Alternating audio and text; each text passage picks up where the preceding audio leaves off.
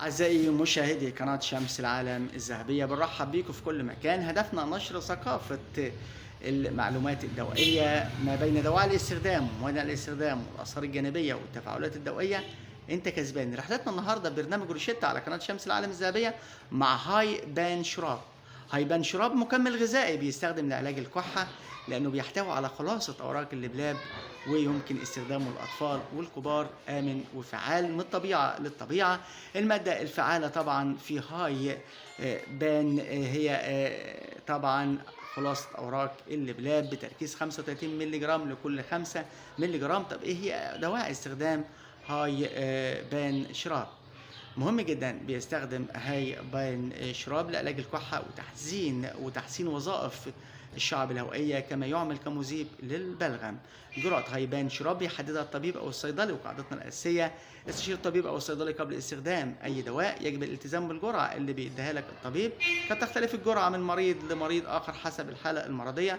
الجرعة اللي بيكون موصي بها والاعتيادية طبعا الأطفال من 2 إلى 5 سنوات 2.5 مللي جرام من مرة إلى مرتين يوميا. الأطفال من 6 سنوات إلى 11 سنة 5 مللي جرام يوميا. الكبار من 5 مللي من مرتين إلى 3 مرات يوميا. وبهذا المنطلق يمنع استخدام هذا الدواء من سن سنتين فأقل، يعني من سن سنتين فأقل. هو بيستخدم أعلى من سنتين. هاي بان شراب لعلاج السعال.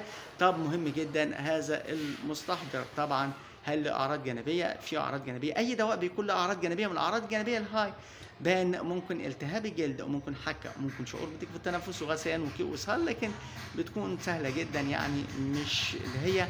ايه هي موانع استخدام هاي بان؟ من موانع استخدام هاي بان الحساسيه اتجاه مكونات هاي بان سواء الماده الفعاله او المواد غير الفعاله.